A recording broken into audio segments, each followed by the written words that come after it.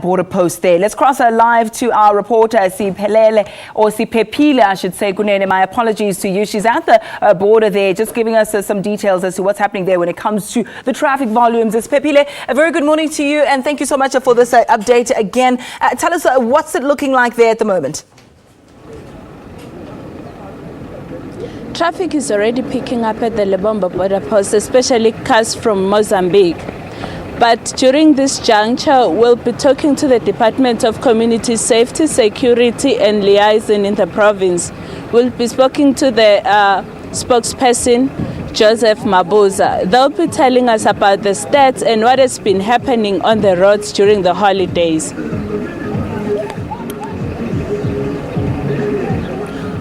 All right, do we know at the moment what we're expecting them to say? Yes, we're expecting them to give us statistics on the road accidents. We're expecting them to give us statistics on the roads, on the cars that were crossing here, and everything around traffic.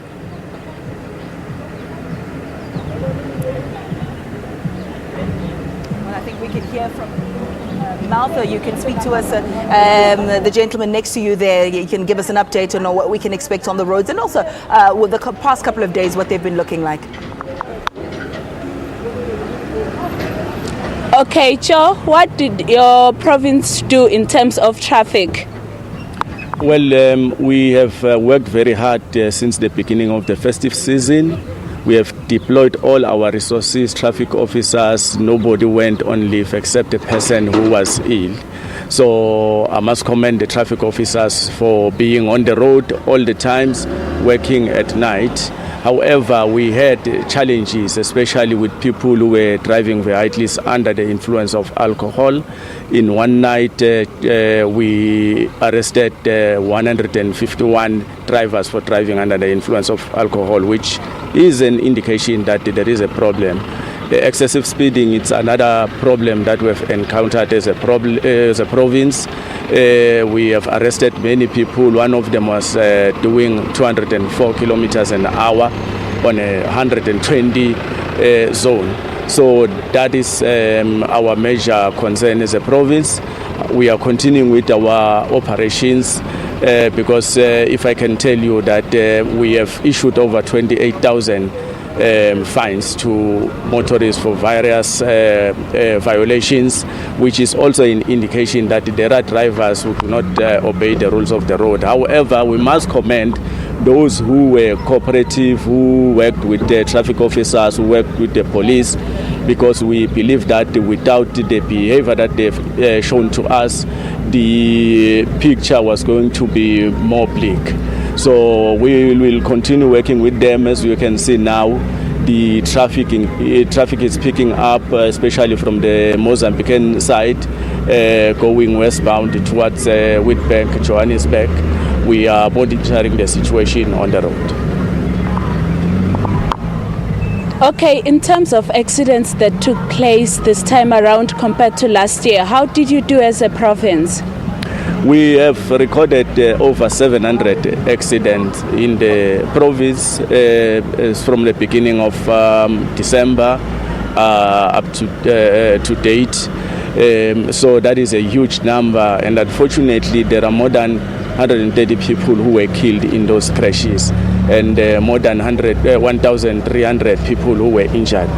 You must remember that the people who were injured in those accidents, some of them will go back home without any income. They will no longer go back to work. So it's a very, very big problem, which also contributes negatively to the economy of the country.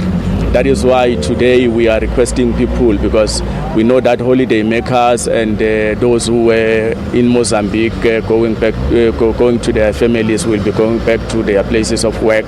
So we request that people should be patient on the road. We should avoid excessive speeding.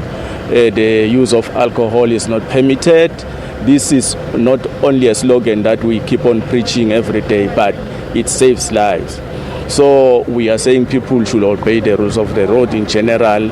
They should make sure that they rest, especially those who will be driving long distances.